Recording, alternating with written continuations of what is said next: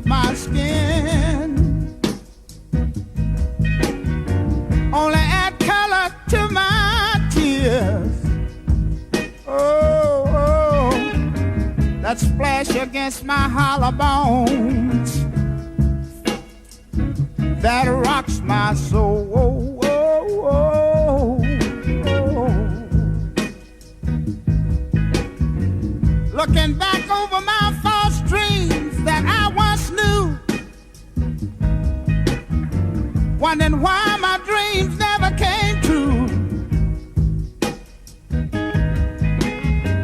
Is it because I'm black? Somebody tell me, what can I do? Oh, Lord. Oh, something is holding me back. Is it because I'm black? Yeah.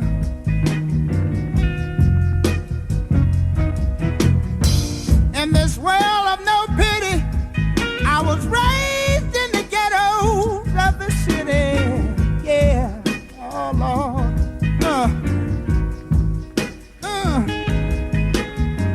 Mama, she worked so hard to earn every penny. Yeah. Yeah. Oh, Lord. Something is holding me back. Is it because I'm black?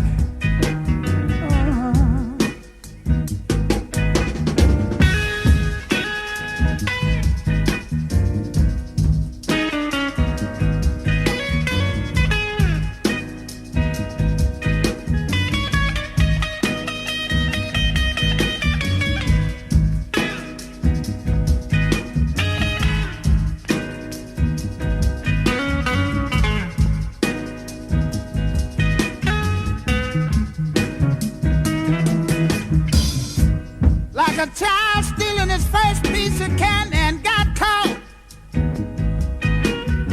peeping around life's corner somewhere, I got lost.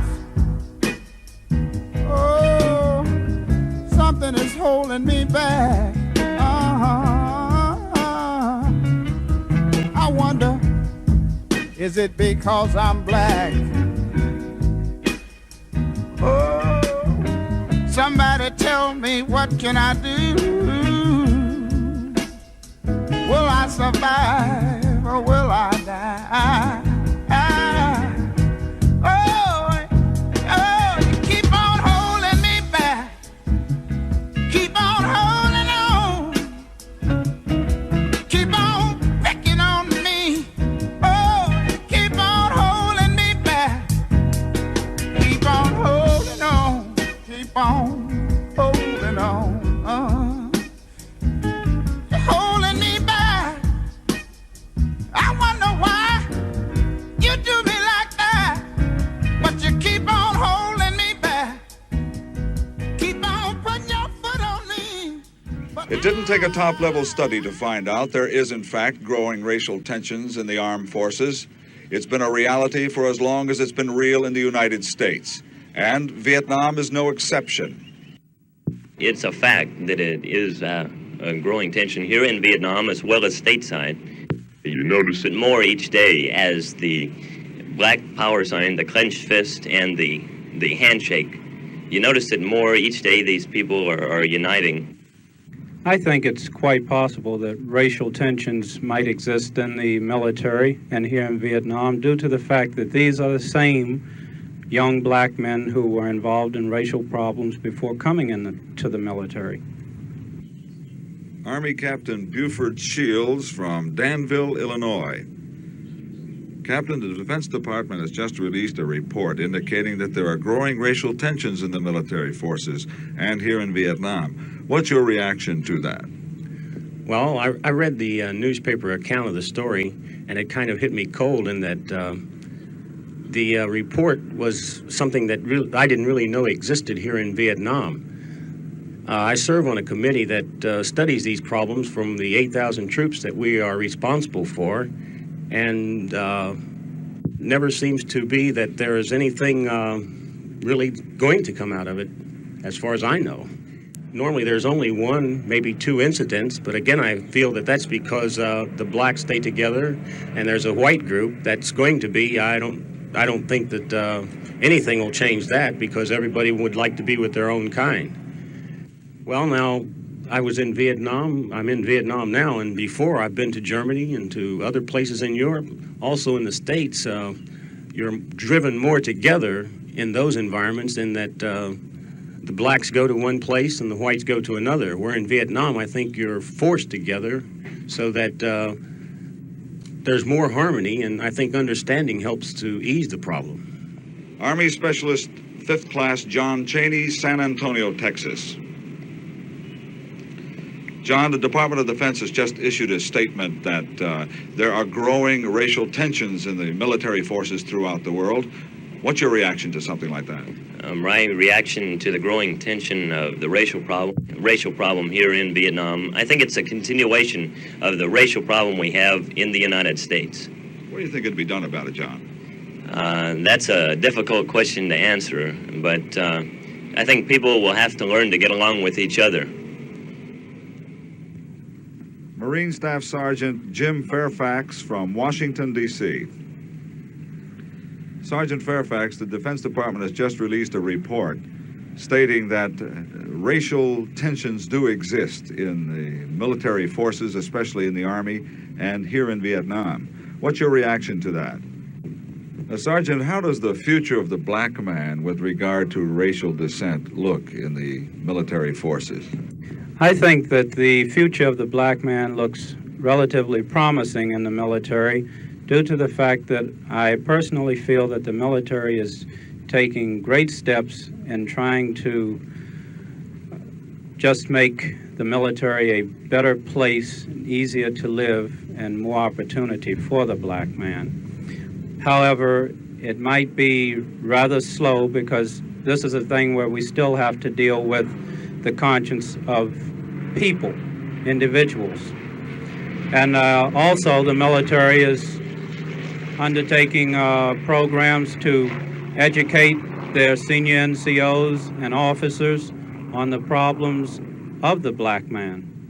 Sergeant Fairfax, what if the education that you're talking about does not sink in? If the education does not sink in, I feel that there could possibly be grave problems for the military, and the fact that they will not be attracting black men to the services. That would go, I think, for the Army, Navy, Air Force, and Marine Corps. These black men, all they're interested in doing is being able to identify and being able to live and be proud as an individual man. So with this line of thought, I think it would be quite advantageous for the military to do all it can to make sure that their education to their NCOs and officers work. Army Sergeant Carlton Coven from Cincinnati, Ohio. Sergeant Coven, in your 2 years in Vietnam, have you noticed an increase or decrease in racial tensions in the military forces? Well, racial tensions, I would say, have increased. I wouldn't exactly know why, but I would say primarily due to the fact that the tensions in the United States have also increased, and the more awareness, due primarily to a lot of tensions that are here, of the differentiation that is held in troops, between the difference in troops. I understand there is considerable work being done on this, investigation, so forth and so on. Perhaps if they would maybe send down a reprimandum or maybe just an order that there be no more racial tension, since our armed forces follows their orders and regulations so closely, that would possibly end it all. The Defense Department's reports indicate that if the communications gap between blacks and whites is not closed soon, growing racial conflict in the military forces will reach explosive proportions within a year's time. And from what I've seen, that's a conservative estimate. Frank Mariano, ABC News, Saigon. We have a situation, a war that is no longer a true war. We don't have an external threat as we had years ago. I emphasize external threat because that's what prompts a society, a military organization, to develop into a cohesive organism. And when you don't have that, why, the transposition from the U.S. society, and with the lack of constraints that exist over there, you may find it a little more rampant than you do back in the States. Have there been any crimes committed here at Camp Baxter that could be tied to racism or to racial troubles? I don't want to answer that one. Well, like Big Brother Rap, one night he got shot. I was in the day room shooting pool, he got shot, and the whole thing came up out of that. Now, that was about the biggest thing we had there. Oh, who shot him? It's a white dude shot him. They moved his trial down in Da Nang someplace, and then they moved it someplace else, And after the trial, they gave him a trial, and he got acquitted from the murder charge, They stopped the murder charge and gave him a $100 fine for having an illegal weapon. That's, wow, there's no excuse, Like, he was in a latrine one night, and this brother named Spinny, he's short. He was in a latrine, and he heard these two white guys talking. They're cooks, And one said, well, we having a party, So you say you're going to invite some of those niggas over there like that. So Smitty walked up to him and said, hey, man, I didn't like what you said, and that wasn't right like that. He said, well, I wasn't talking about you. You like one of us, Smitty. Colonel, why do you believe there is racism here at Camp Baxter? Well, I hesitate to use the word racism. I think that the Army has sometimes been looked upon as a subculture when really it's a microcosm of the USA. We have prejudice in the USA, despite laudatory attempts to dispel it. Many people are born into it. They're raised with it. And when we transpose the people from U.S. society to a military organization in Vietnam, it's bound to be here, just as it is back in the States. Do you believe that perhaps it is stronger here, that because the GI is in Vietnam, that perhaps the prejudices themselves are stronger? I think there's probably a better outlet for it over here. For one thing, when you separate people from the social constraints that are at work back in the States, for example, family, friends, you're more likely to have it given freer vent. What do you do about it as the commander? Well, first of all, I've got to identify it, and I have in certain cases identified it. If the problem is severe, which is to say if it hurts mission accomplishment, I've got to identify it, and in those cases where I have determined that what we had here was a critical mass. To explain that, the way you explode a nuclear weapon is you bring two masses together, and that forms a critical mass. Now, I find that we have certain men who are incorrigible, and the only way to avoid or dismember that critical mass is to transfer the selective incorrigibles out of the command. And I have done this on 2 separate occasions with the concurrence of my commanding general. So you as a commander then, perhaps, for want of a better word, you certainly use force to decide that you will have no racism in your command. Well, if I can quote from Machiavelli, he advises the prince that there are 2 ways to govern. One is through love, which the people can withdraw, and the other is through fear, which only the prince can withdraw. I like to operate and manage and command my organization on the basis of the reward system. However, I come across some soldiers who simply don't respond to that, and then I must apply fear. Sounds like a harsh word, but it really amounts to that. And what I use really is fear of the future, which is to say, if a man does not behave, if he insists on making trouble, what we've got to do is discharge him from the service under conditions that are other than honorable. Now, when I've pinpointed the man, when I've identified him, I say, now look, this is what you're going to lose. You're going to lose those benefits that normally accrue to a veteran with an honorable discharge. This is Certain units in Vietnam. Occasional mortar and rocket attacks, but we simply or really don't worry about the VC or the North Vietnamese on the edge of our perimeter. There have been occasions after, let's say, a little racial trouble at Camp Baxter,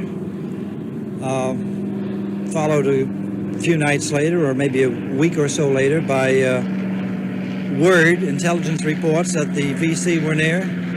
No problems at all. Simply amazing what a real live enemy can do for you. In my personal opinion, I think the Japanese probably made the greatest national strategic blunder of all time when they struck Pearl Harbor, because they suddenly welded a somewhat dissident U.S. society into a cohesive nation. An example of what I'm talking. Have there been any examples of racism in your unit? Yes, there has been quite a few, and one way that they keep the racism down is by keeping the ratio down. You know, I work in a headquarters unit where we do the end processing of the people coming into the country, and it seems as though to keep the racial problem down, to keep the ratio down. Like, I'm in a company of about 150, and there's about 6 to 9 blacks in the company. 6 or 9 out of 100? Out of 100, and that's the way they keep the ratio problem down. In the 80th group, they have the same thing, like they keep them all grouped kind of together, you know. Like when something comes down, they know exactly where to go. At least they think they know exactly where to go most of the time. What are some of the examples of the problems that are most prevalent here? Well, there's a lot of dope frames. They figure if they can frame you on a dope, they get a lot of discharges out of that, and things like that. Try to say you wasn't doing your duty or something like that.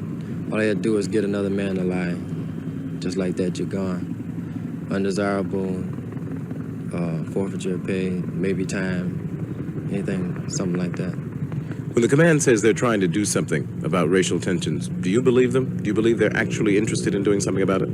It sounds funny to me. It sounds like it's just another rap session, you know, something for them to keep themselves busy and try to calm us down, you know, to let us know to say they're thinking about it, you know. But really, there's just something they just sit on their desk and slide aside, and pretty soon the clerk come by and put it in a garbage can and forget about it. So, that's about it. Is there racism here at Camp Baxter?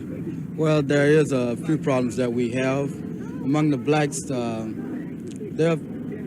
what I've seen around the CO and some of our personal commanders, the people don't seem to understand that the blacks still have a problem, well as over here in Vietnam as in the States. We're becoming more and more close together, which all blacks should be, and that the problems that we do have, there's little action taken for them.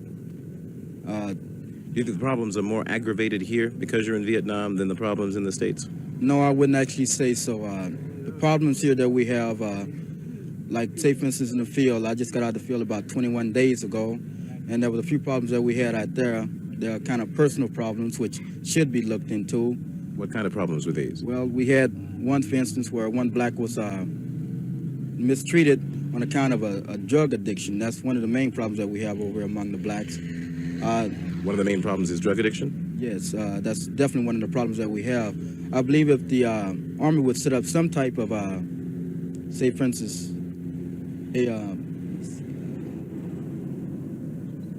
a special service or something other for the people, blacks and white, that the problems here wouldn't be as great as it is.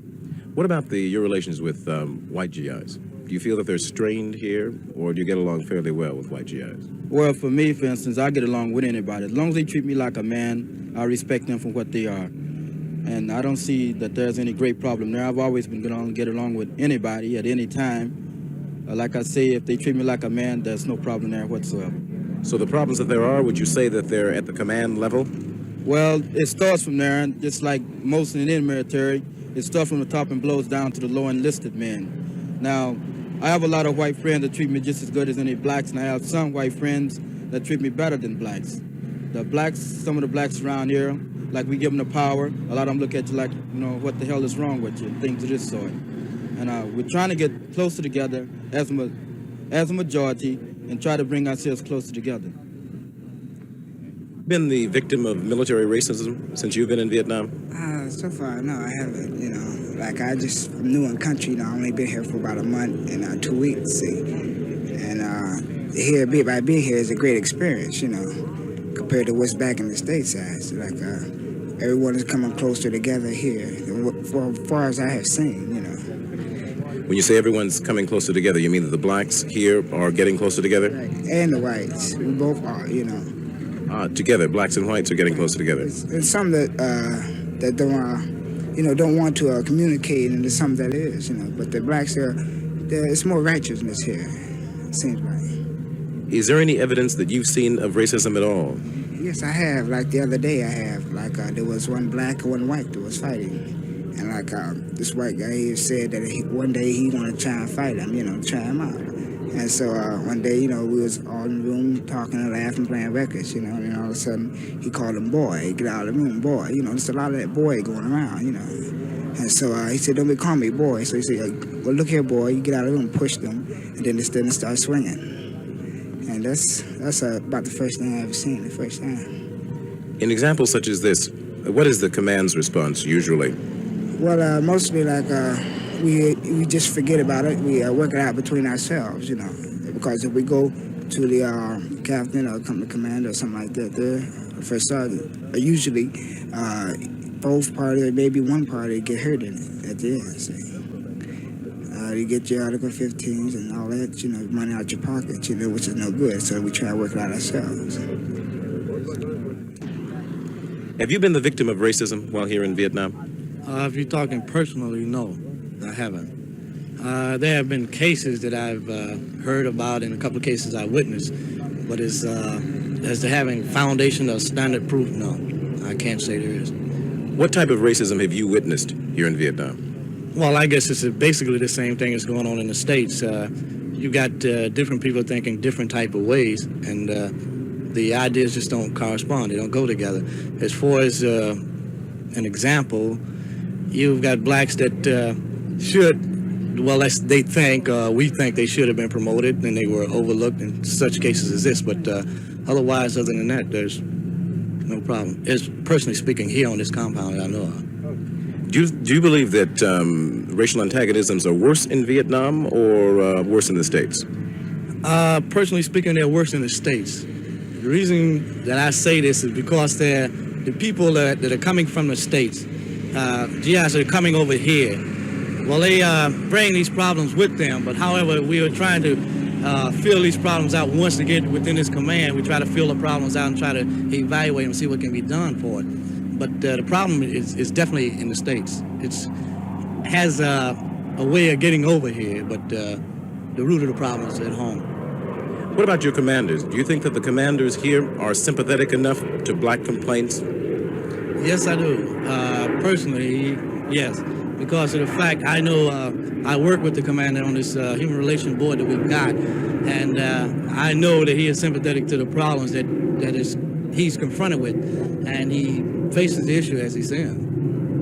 And as far as, well, it's just like any other thing or any other problem that you might face or might have. You're always going to have somebody that's going to say something or is going to have some kind of complaint. Well, he being a commander, he can't look into all complaints, but basically, most of the complaints that he rectifies, but at least tries. What would you suggest, for example, if you had the power, what would you suggest to alleviate racial tensions in Vietnam? Well, as I understand it now, the Army's coming out with a new type system where they are sending senior NCOs and junior NCOs to a school, human relations school, teaching these people the different aspects of human relations so that they can relate to the troops and the commands. Now, if I personally was in charge, along this same line, I would probably do the same thing to try and teach another man, the white man, what type of difficulties the black man or the minority man is going through. See, most of the whites are not really aware of the problems that the blacks suffer from. And if they were aware of the fact, then it would probably be a different issue altogether. Have you witnessed any examples of racism here at Camp Baxter? I've only been here for 2 months, and I haven't really just gotten out because I work at the Officers Club. But what I hear, I don't like to say what I hear, but as far as I can see, no. Do you think that the problem has been exaggerated? Well, no, it's still a problem here, and it always will be a problem until the white realize what the black is going through. It's a matter of fact, just more or less living together and learning each other. When you say what the black is going through, what is the black going through here in Vietnam? Well, one of the things I definitely see is promotion, and some of the blacks, they do earn promotion. That's the only thing that I've really seen here at Camp Baxter. As far as that, everything's okay. They've earned promotions but have not received promotions, is that what you're saying? Well, yes.